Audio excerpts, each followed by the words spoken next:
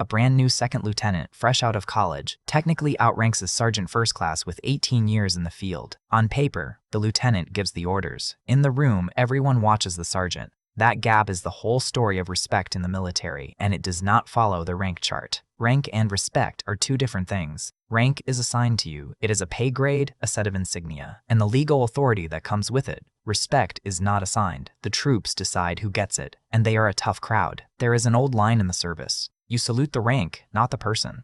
None of what follows is official, and yes, it shifts a little from one unit to the next. But ask enough people who actually served and the same names keep coming up.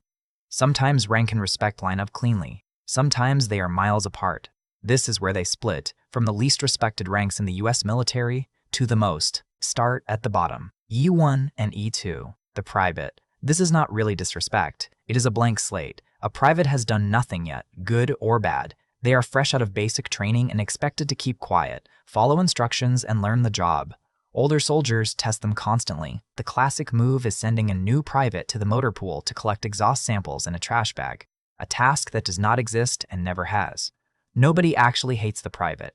They just have not been around long enough to earn anything worth respecting. Here's the twist most people get wrong. The single least respected rank in military culture is not at the bottom of the pay chart at all.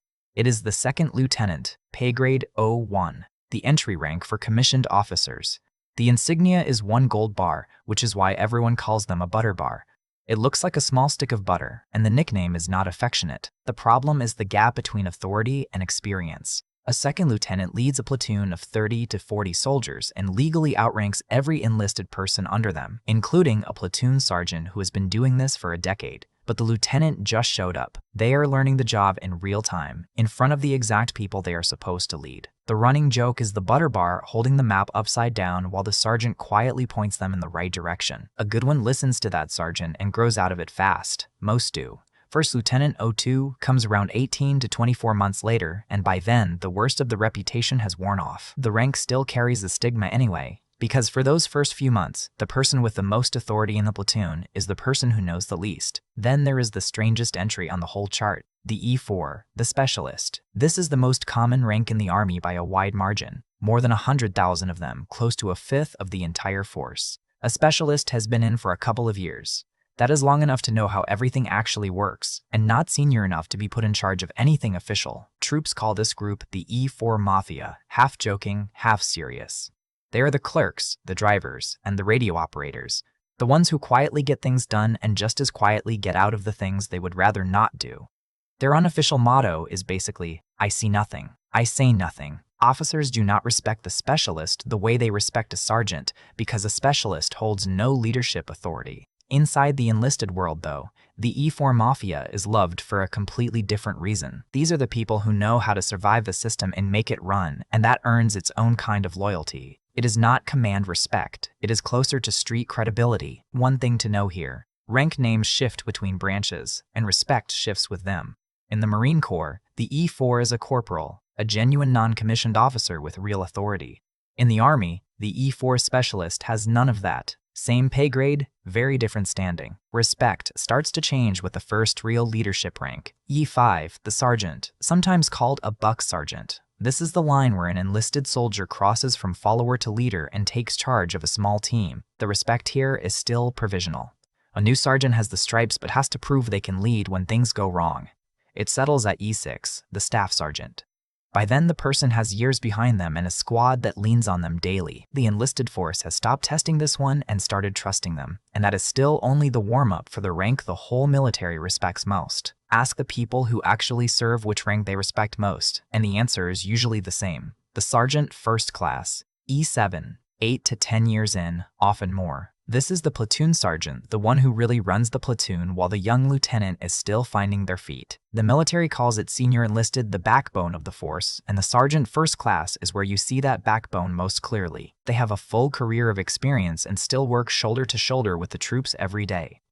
That combination is rare, and it is exactly what earns respect. Above them sit the master sergeant and first sergeant at E8, and the sergeant major at E9. A command sergeant major is the senior enlisted advisor to a commander, usually with more than 20 years in uniform. They are the eyes and ears of the whole unit. Officers outrank them on paper. Smart officers never forget who actually holds the room. There is one category of rank most civilians have never heard of, and inside the military, it might be the most quietly respected of all.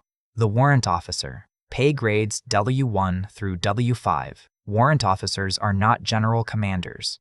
They are technical masters. Most were outstanding enlisted soldiers first, then got selected to spend the rest of their careers owning one specific field. The pilot flying the Apache or the Black Hawk is very often a warrant officer. So is the person who understands the unit's most complicated equipment better than anyone ranked above them.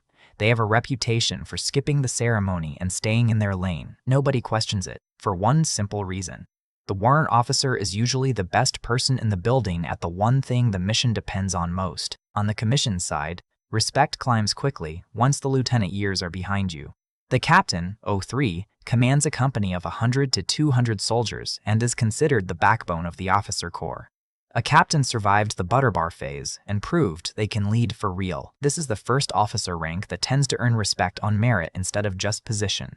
The bar on the shoulder finally matches the person wearing it. Higher up, the field grade officers, the major, the lieutenant colonel, and the colonel command more and touch the daily grind less.